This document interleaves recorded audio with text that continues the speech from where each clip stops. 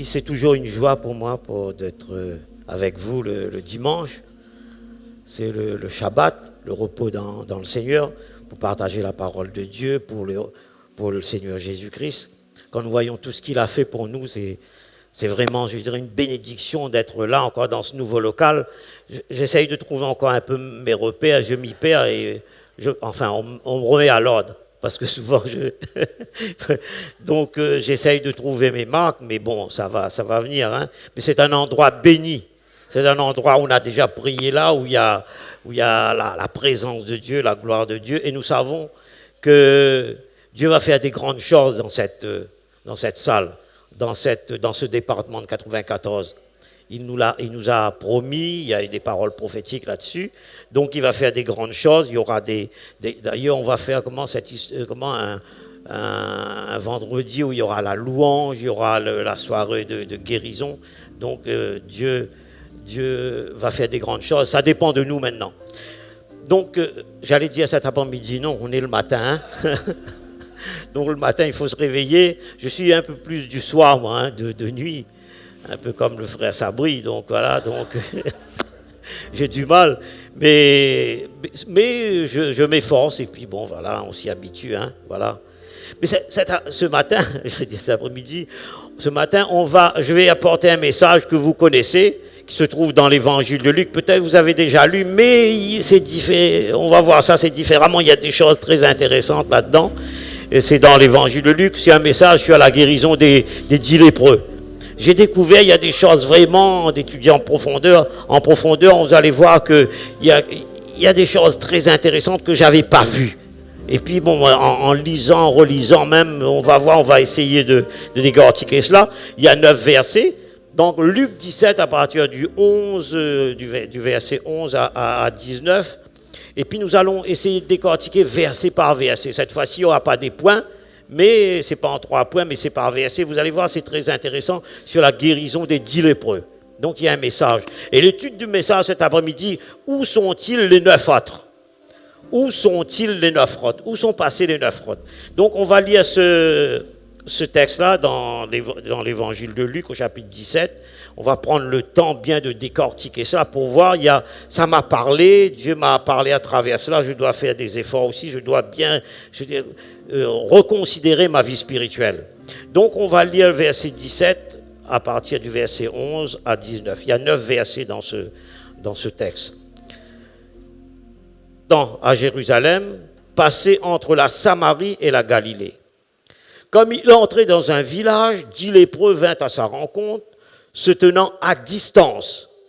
Ils élevaient à la voix et dirent « Jésus, Maître, aie pitié de nous ». Dès qu'il les eut vus, il leur dit « Allez vous montrer au sacrificateur ». Et pendant qu'ils y allaient, il arriva qu'ils furent guéris. L'un d'entre eux, se voyant guéri, revint sur ses pas, glorifiant Dieu à haute voix. Il tomba sur sa face aux pieds de Jésus et lui rendit grâce. C'était un Samaritain. Jésus, prenant la parole, dit « Les 10 n'ont-ils pas été guéris ? Et les 9 autres, où sont-ils ? Ne s'est-il trouvé que cet étranger pour revenir et donner gloire à Dieu ? Puis il lui dit, lève-toi, va, ta foi t'a sauvé. Amen. Alléluia. On va prier ensemble, on va demander Dieu sa bénédiction pour comprendre un petit peu ce qu'il nous a dit.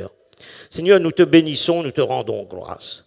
Seigneur, c'est un moment de joie, de bénédiction, de nous retrouverons ta parole et nous savons que tu as des grandes choses à nous dire à travers ce message, à travers ces 10 lépreux. Seigneur, c'est pas seulement la guérison, il y a des choses de plus importantes aussi il y a des choses, Seigneur, il y a des perles dans ta parole, Seigneur. Nous te bénissons de ce que tu nous donnes des révélations, Seigneur, à travers ton message.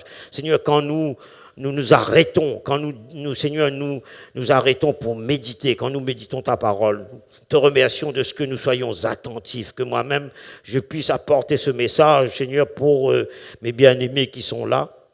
Je prie aussi, Seigneur Saint-Esprit. C'est vrai, Seigneur, parfois nous sommes loin de toi, Seigneur Saint-Esprit, mais ce matin, je prie afin que vraiment tu puisses me donner la force, tu me donner l'intelligence, la connaissance, l'onction pour pouvoir prêcher ton message au nom de Jésus. Alléluia. Amen. Amen.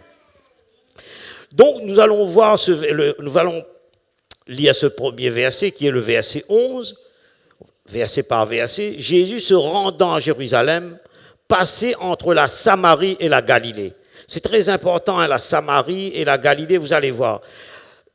La Samarie et la Galilée se trouvent dans le nord, je dirais le parti nord d'Israël.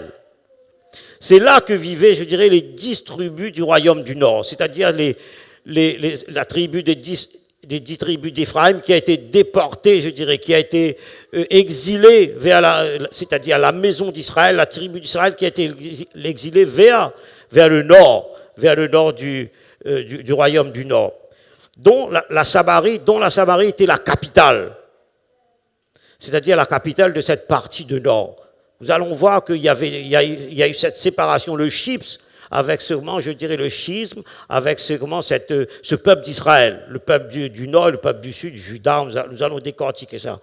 Donc la Samarie faisait partie de la capitale, je dirais, de cette partie du nord, qui faisait partie de cette tribu d'Israël, la tribu, je dirais, d'Éphraïm. La tribu d'Éphraïm, donc c'était cette tribu du nord, donc il était séparé du peuple, je dirais. Cette tribu était séparée du peuple, et donc il y a eu deux divisions, deux séparations, c'est-à-dire, comme je disais, la tribu du nord, qui est la tribu d'Israël, dont la capitale est la Samarie, et puis il y a eu le sud, c'est-à-dire la tribu de Juda, que vous connaissez, la généalogie de David, c'était aussi la capitale de Jérusalem. Et puis c'était aussi la généalogie aussi de Jésus.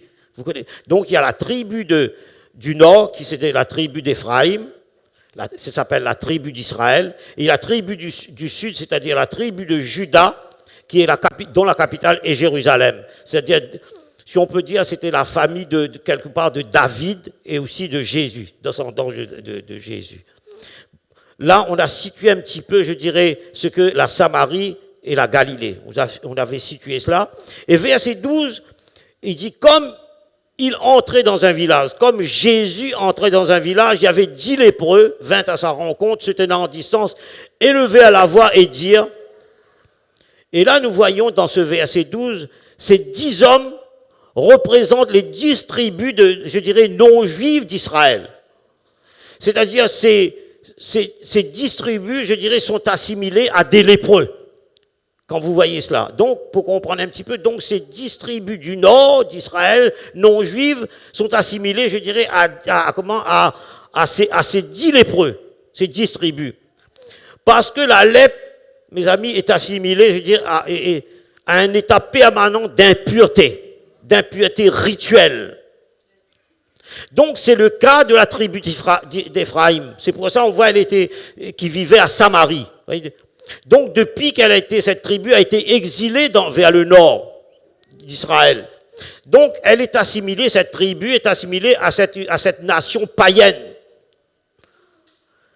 Elle est assimilée à des nations païennes.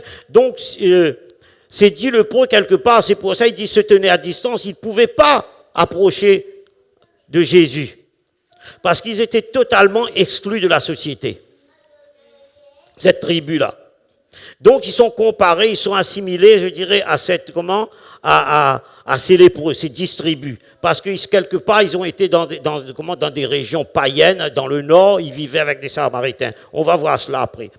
Donc ce que nous dit Nombre 5, 1, 2, 3 nous précise que l'Éternel parle à Moïse et dit « Ordonne aux enfants d'Israël de renvoyer du camp tous lépreux, et quiconque a une gomorrhée ou est souillé par un mort. Homme ou femme, vous l'enverrez hors du camp, afin qu'il ne souille pas le camp au milieu duquel j'ai ma demeure. » C'est Dieu qui dit cela au peuple. Et je vous invite aussi à lire aussi, vous allez ici à la maison, vous allez voir dans le Lévitique, là on ne va pas lire tout cela, au chapitre 13 et 14, qui parle sur la loi, sur la lèpre, il parle aussi sur la purification de la lèpre, aussi je dirais sur l'examination de la personne par un sacrificateur, parce qu'ils avaient, je dirais, la responsabilité aussi, ils avaient la connaissance aussi, ils étaient expérimentés là-dedans pour savoir si cette personne était impure ou pure, si vraiment c'était la lèpre ou une infection ou une affection quelque part. Donc ils avaient cette possibilité, ces sacrificateurs avaient cette responsabilité, ils avaient aussi cette capacité de savoir si c'était la lèpre ou une infection quelconque, cutanée, dermatologique. Donc, et là, on faisait des rituels, on faisait des expiations avec des sacrifices d'animaux, d'oiseaux, aussi d'agneaux, des brebis. Donc, les sacrificateurs avaient aussi ce pouvoir, avaient aussi, cette connaissance de pouvoir vérifier tout cela. Donc, Jésus applique ça aussi dans Luc, là, il applique tout cela.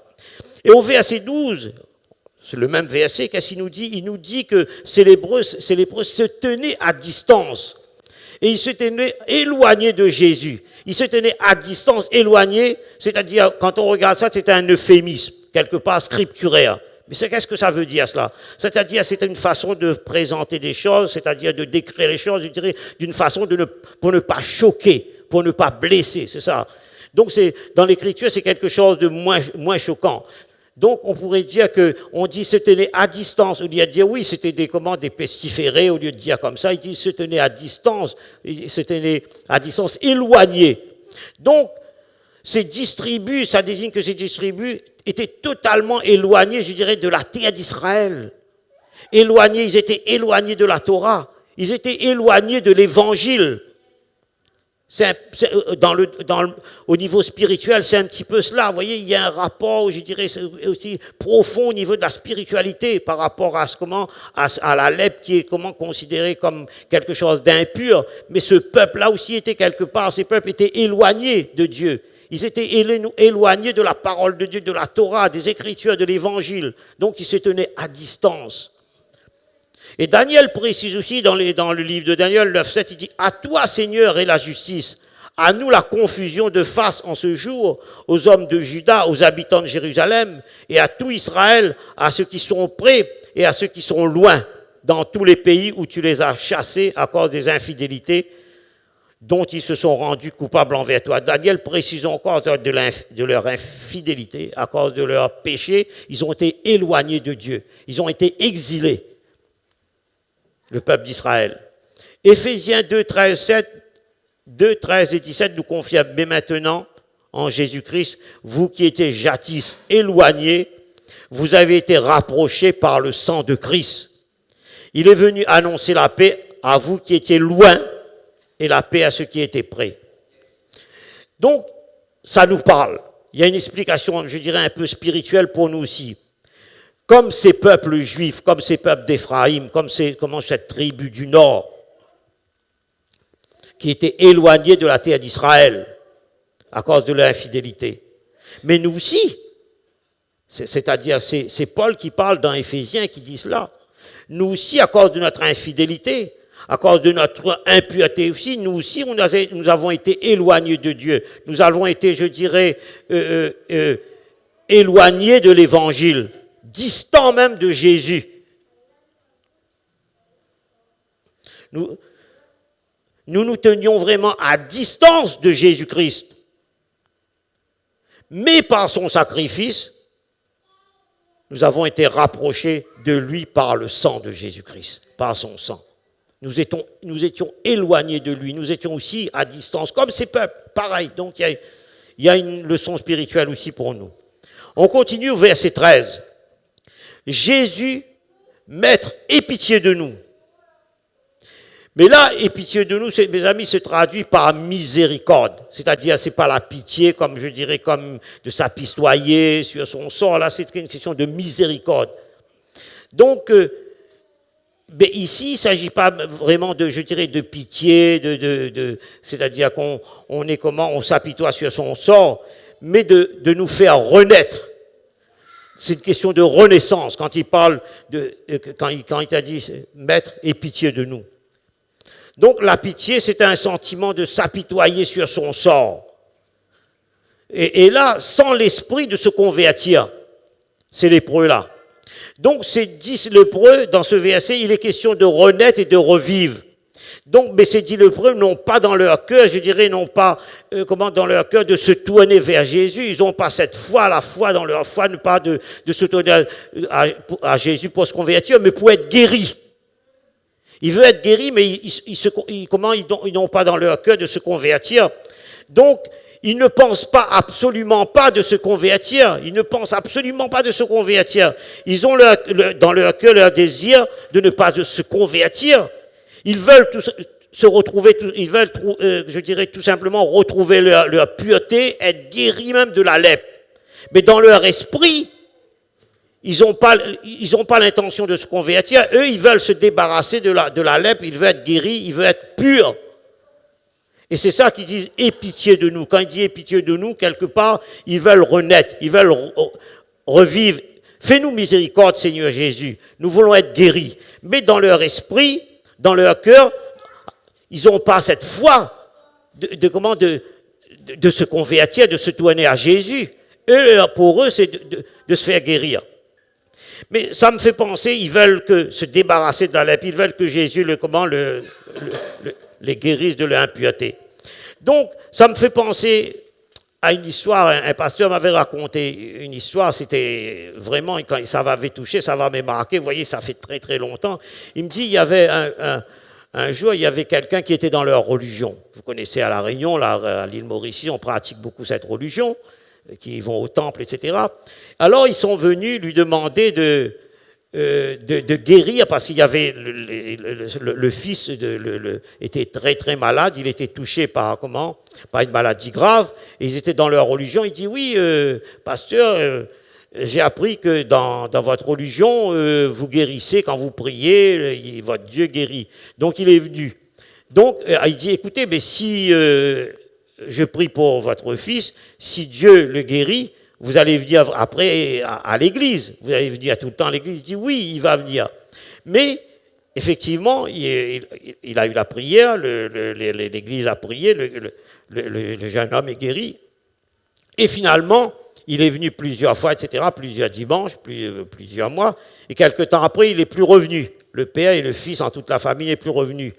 Donc, ça me fait penser à cette histoire, c'est-à-dire, il dit non, mais de toute façon, on est né là-dedans, dans cette religion, on a grandi là-dedans, donc toute la famille est là-dedans, on retourne à notre religion. Si nous sommes de la religion païenne, ils retournent là-dedans.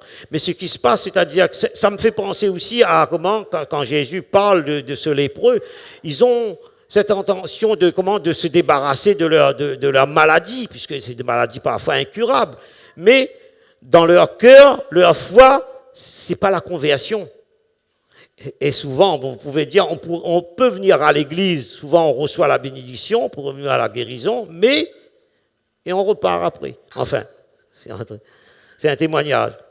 Donc, il dit, aie pitié de nous, c'est toi, dit, comme j'avais dit, par miséricorde de s'apitoyer sur son sort. Mais parfois, on demande, oui Seigneur, aie pitié de nous, fais-nous miséricorde, mais quand on reçoit toute la bénédiction, la guérison, après on repart.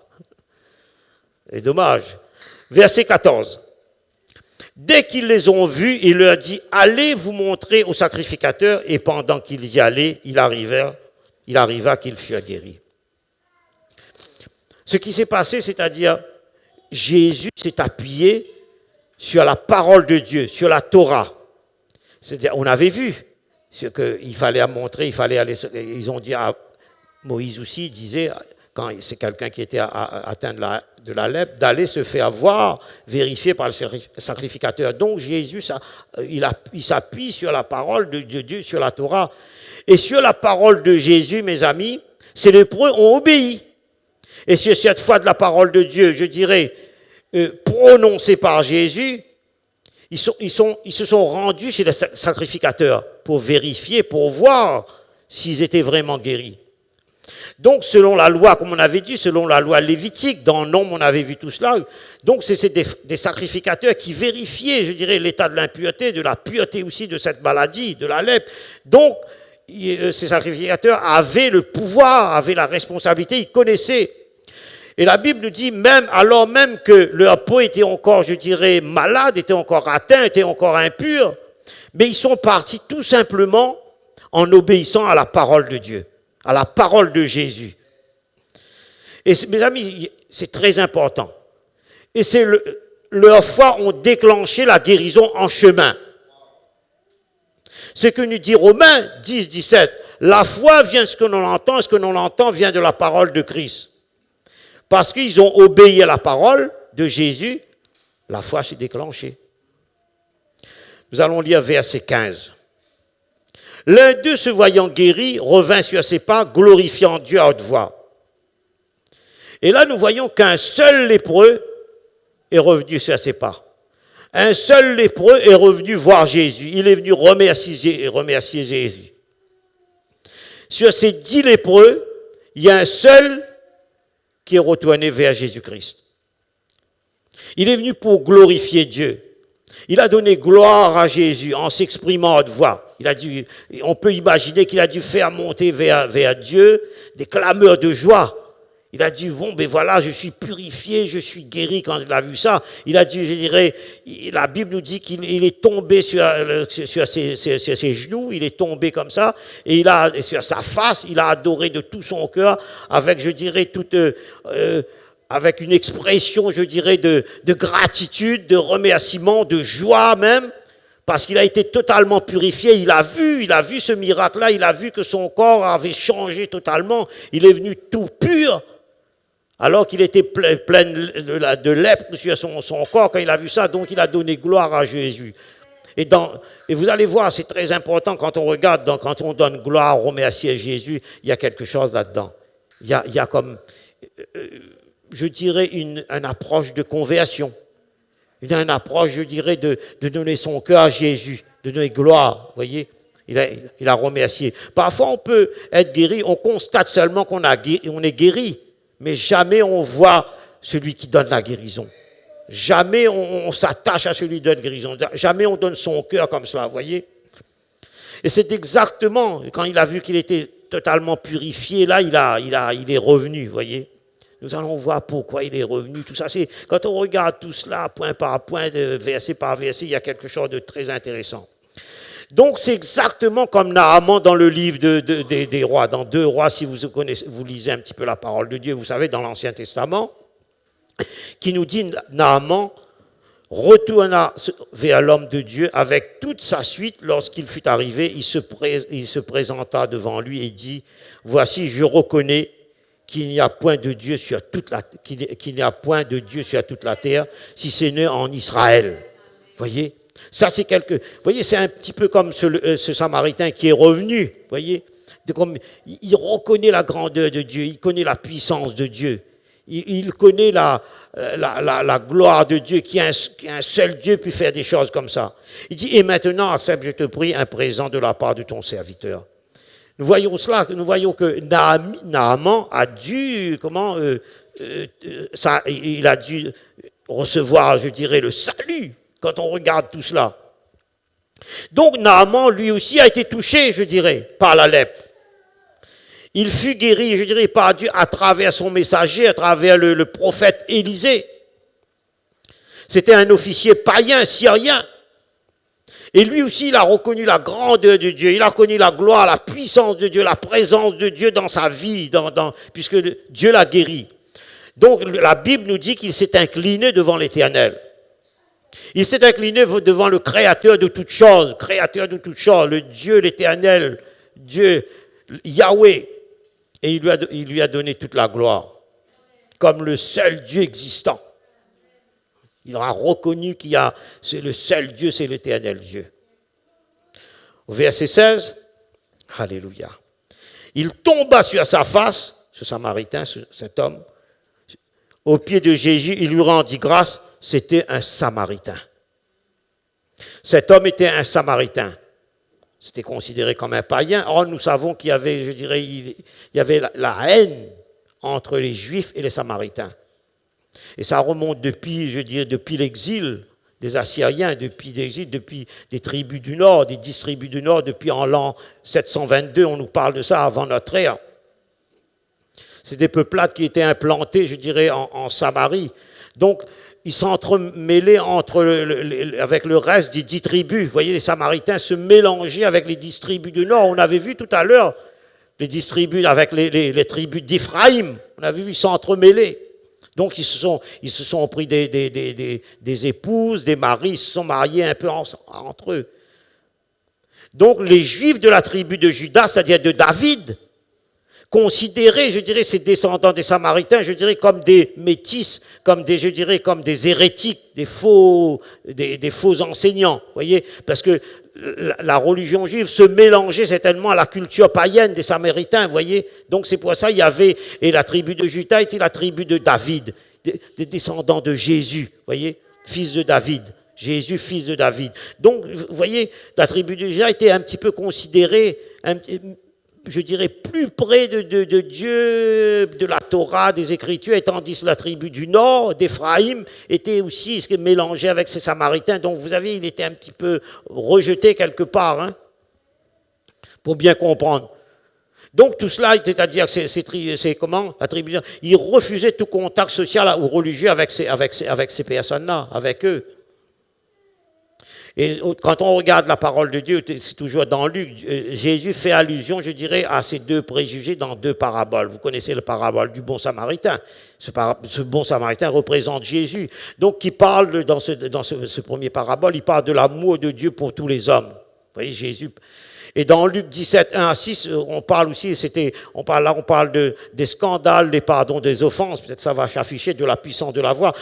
Donc, dans cette parabole, Jésus parle de la repentance, parle du pardon, il parle aussi de cette nécessité, je dirais, des croyants de s'aimer, de se pardonner les uns des autres, dans le nom de Jésus. Donc, il parle de tout cela.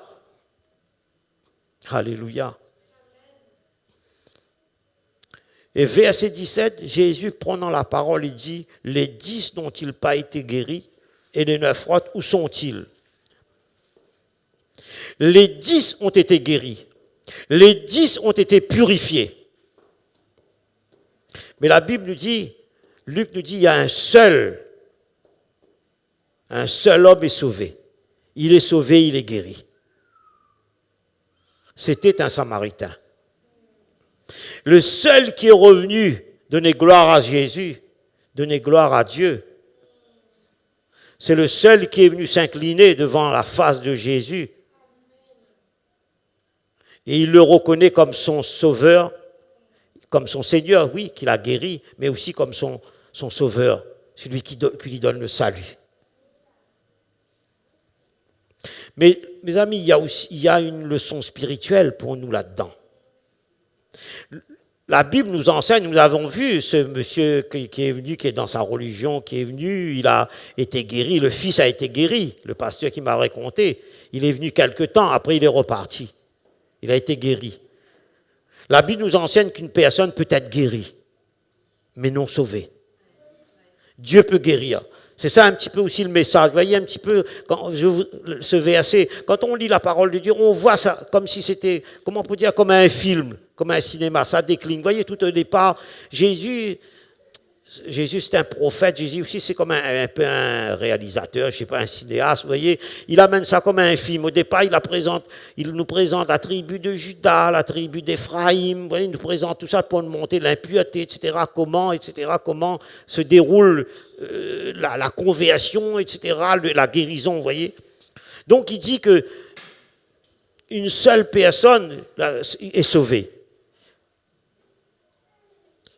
Donc une personne peut être guérie, mais non sauvée. Elle reçoit la guérison sur la terre, mais elle n'a pas de place au ciel. Moi, ça me fait pas flipper, mais ça m'inquiète. Vous voyez, parfois je dis pardonnez-moi, mais parfois on dit que le Saint-Esprit se retire quand on a péché, David, etc. Parfois je dis là, j'étais là tout à l'heure, je lui dis, Seigneur, mais si on n'a pas le Saint-Esprit, on ne peut pas monter sur l'estrade. Si il s'est retiré de nous, on n'a plus d'onction, ben c'est plus la peine. On est comme ça, on est inquiet. Ouais. Donc, elle n'a pas de place, cette personne. Elle peut être guérie, mais elle n'a pas de place au ciel.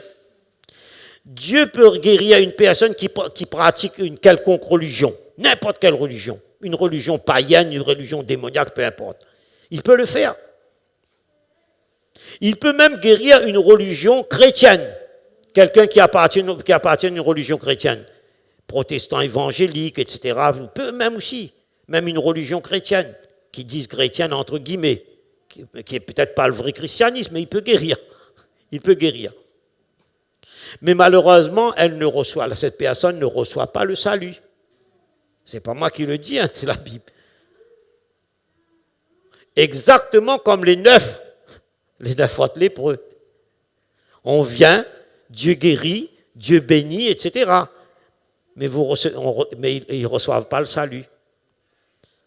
Et c'est pour ça, parfois, on va venir tout doucement. On va voir pourquoi tout cela, pourquoi ça fonctionne. Si vous êtes sage, attentif, on va continuer. Lui, il dit Amen, lui, le petit. Alléluia. Il s'appelle Jean aussi. Je crois. Donc, les 9 autres.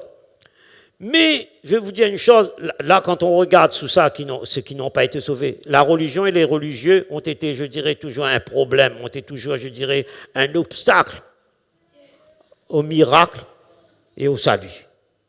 La religion, c'est comme ça fonctionne comme ça. Si nous lisons Luc 4, versets 27 à 28, Jésus dit, il y avait aussi plusieurs lépreux en Israël du temps d'Élisée, le prophète.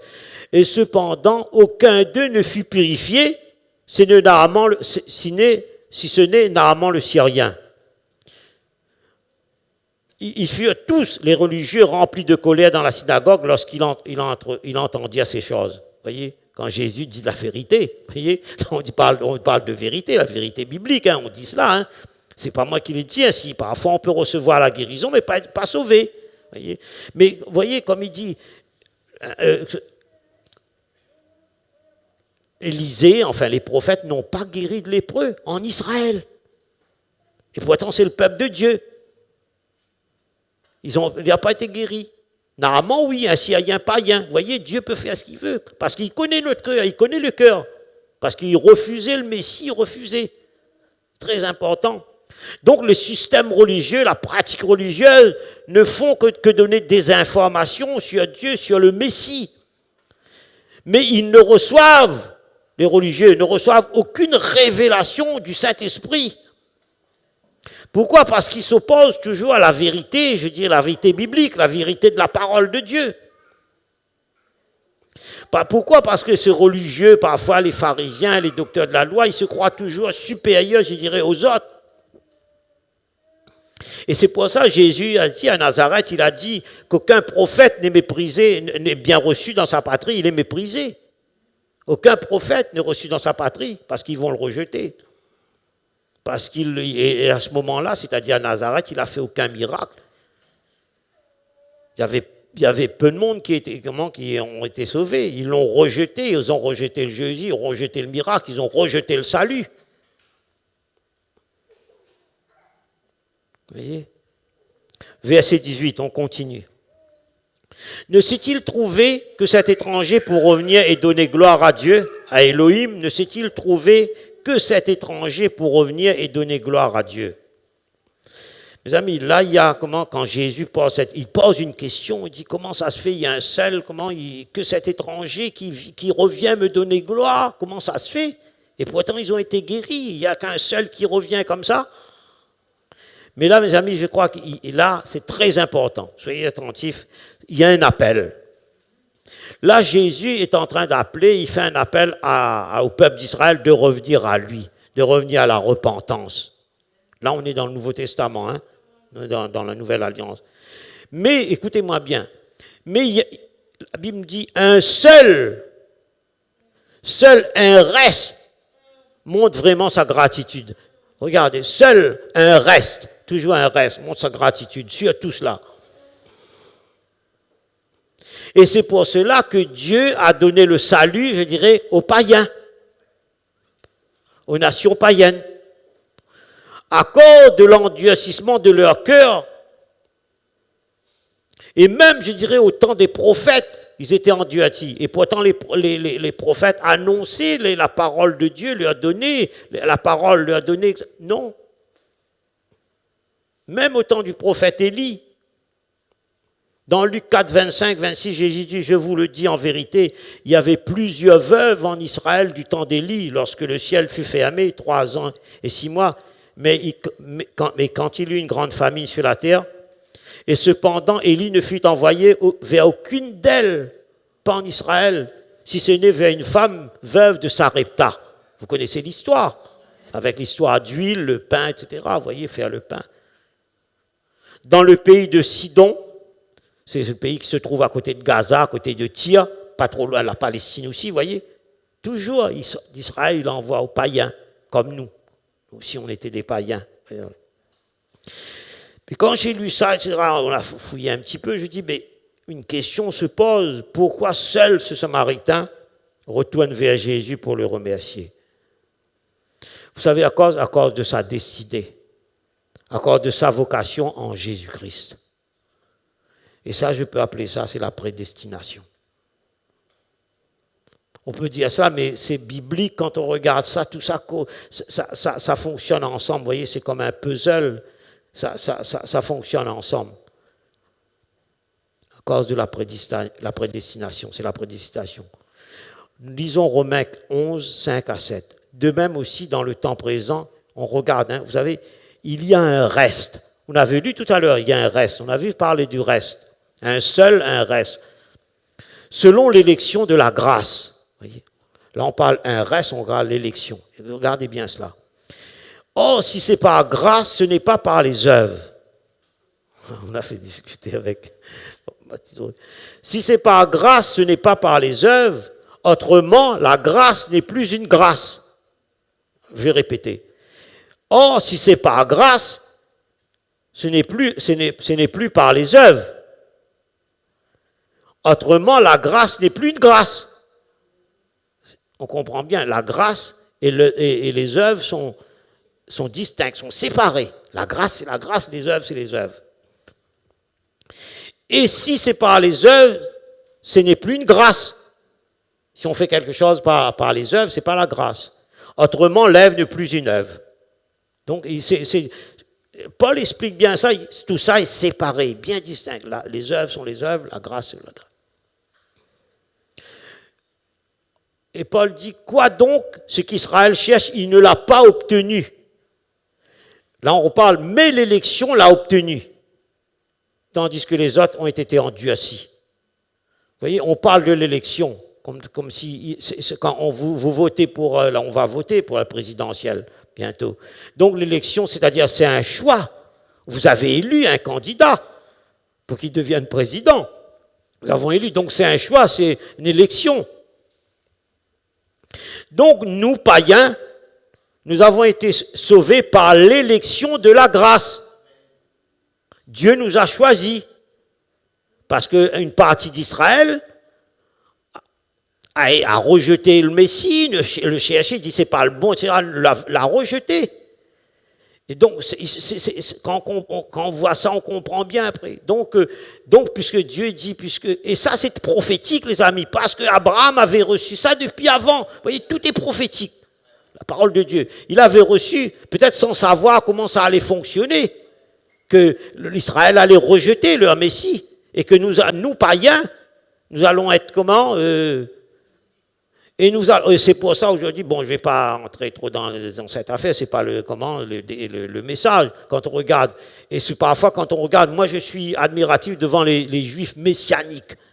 Ils reconnaissent le Messie, ça oui. Après, il y a on va voir rapidement les juifs orthodoxes sont bons, ils sont religieux, non, ça bouge pas ça. Oui, très religieux. Mais les messianiques, parce que quand on regarde la parole de Dieu là, c'est prophétique, Jésus est prophétique. Tout ça. Le Christ, Jésus, est au centre même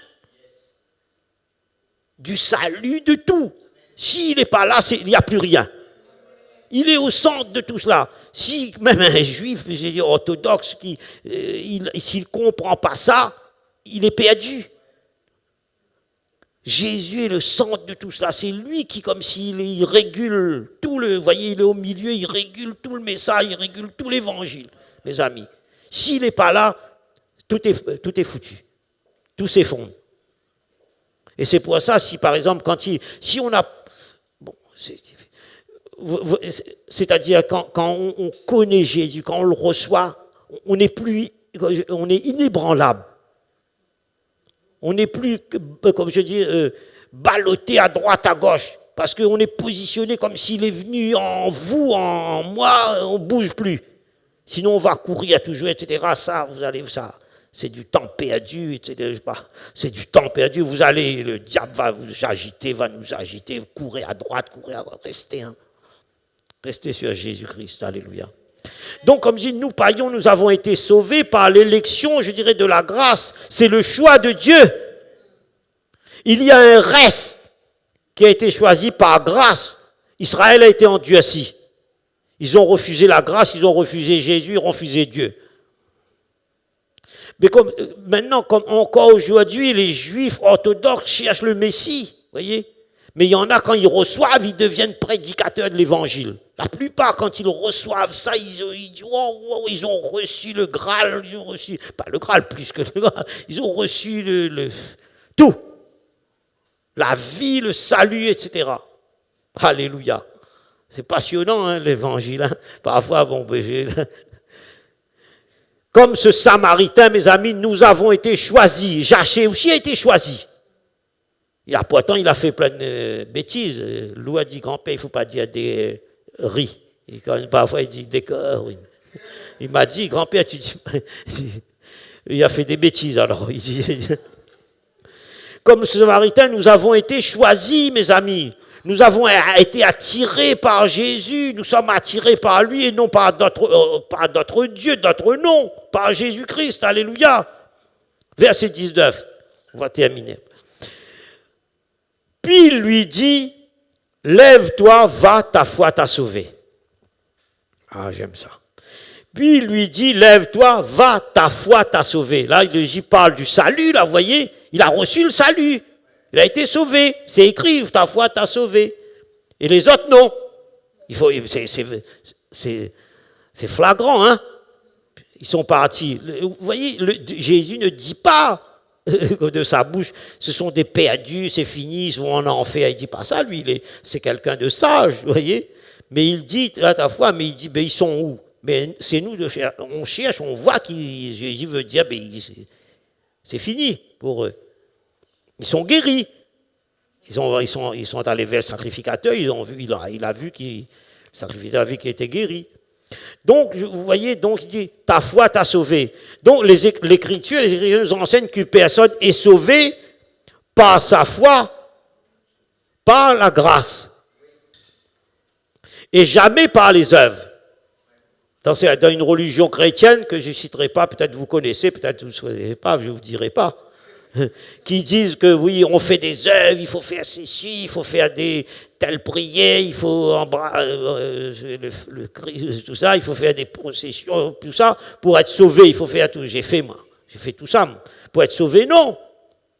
Jamais par les œuvres, en obéissant à la Torah, à la parole de Dieu, à l'évangile. Donc cet homme a obéi à la parole de Dieu. Il a obéi à Jésus. C'est à ce moment-là, quand il a obéi, Jésus lui a dit, cet homme lui a dit qu'à ce moment, quand Jésus lui a dit, va te montrer au sacrificateur.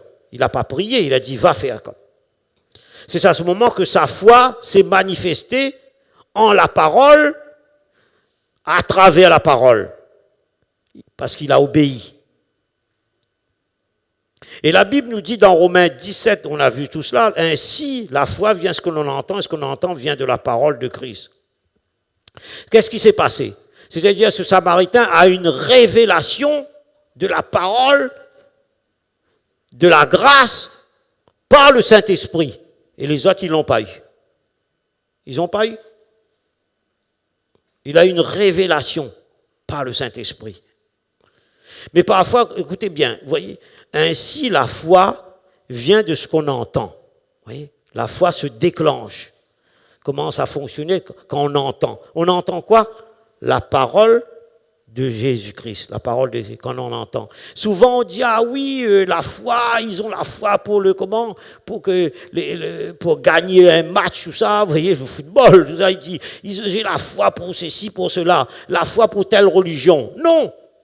Pour moi, je dis, c'est la foi, ça vient c'est spirituel, ça vient, c'est le christianisme, ça vient de Christ, ça vient pas d'un un quelconque prophète d'une religion, etc. Il dit, il a foi de ce prophète. Non.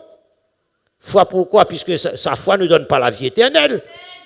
Sa foi ne donne pas la résurrection. Mais le Christ, oui. Donc la foi ne peut pas être attribuée à n'importe quelle sauce. Vous voyez? Donc la foi s'attribue à le vrai christianisme. Et la foi commence à fonctionner parce que de la foi décline plein de choses. C'est à partir de là va décliner plein de miracles, guérisons, plein de, etc., transformations, tout ce que vous voulez.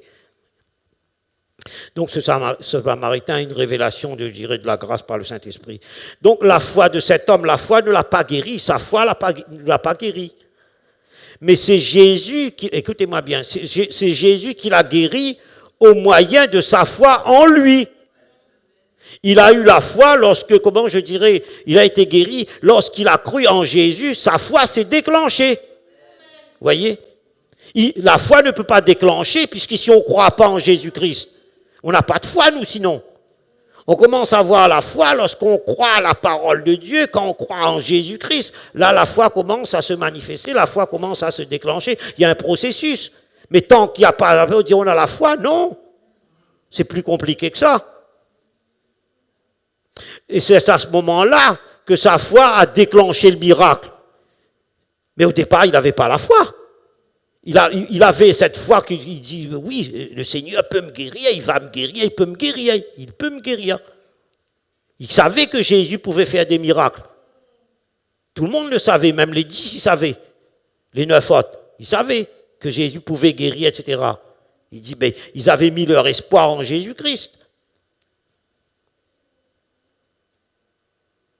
C'est parce qu'il a cru en Jésus.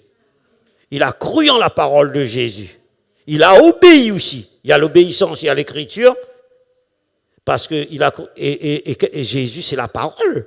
Parole faite chair. C'est lui la parole. La parole est en lui. Donc quand on croit en Jésus, on croit en la parole. Mais je vais terminer, je vais conclure. Je n'ai pas été trop long, non. Je vais conclure. Si les musiciens peuvent venir, et on va conclure ça tranquillement. Éphésiens chapitre 1, versets 4 et 5, là on va terminer là-dessus. Paul nous dit, en lui, en Jésus, Dieu nous a élus. On parle toujours de l'élection, hein. Vous pouvez lire beaucoup de textes qui parlent de ça. Avant la fondation du monde, pour que nous soyons saints et irrépréhensibles devant lui.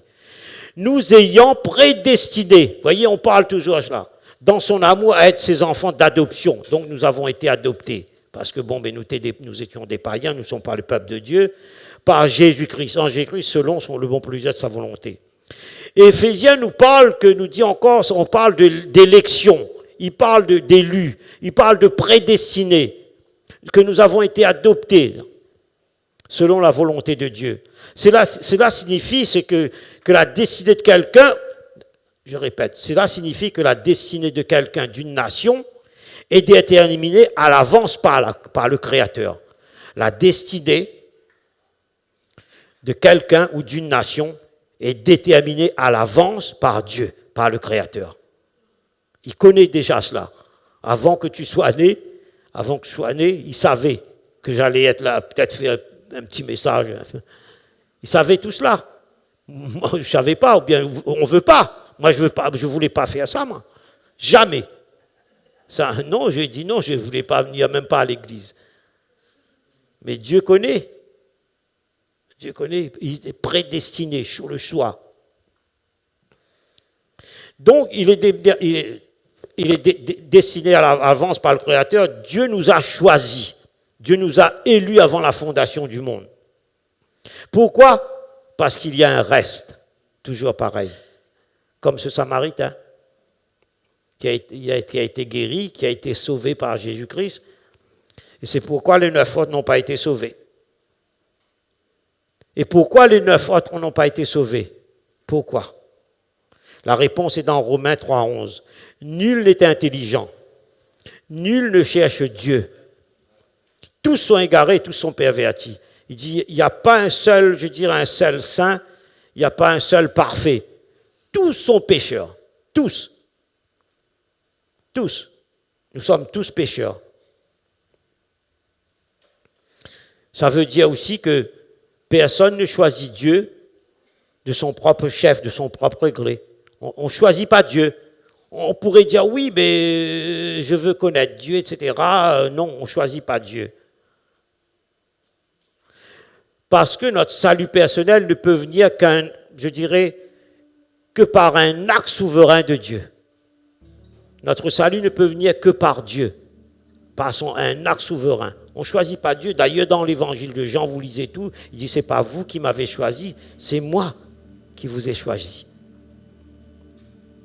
Pourquoi? Parce que nous sommes séparés de Dieu à cause du péché. Nous avons été séparés à cause du péché, et c'est lui qui vient nous chercher. C'est lui qui nous appelle. C'est lui qui nous ramène vers lui. Donc Dieu se révèle lui-même. Il va se révéler à nous-mêmes. Il va se révéler à lui-même. Et parfois, on dit, il n'y a pas de libre arbitre, les amis, avec Dieu.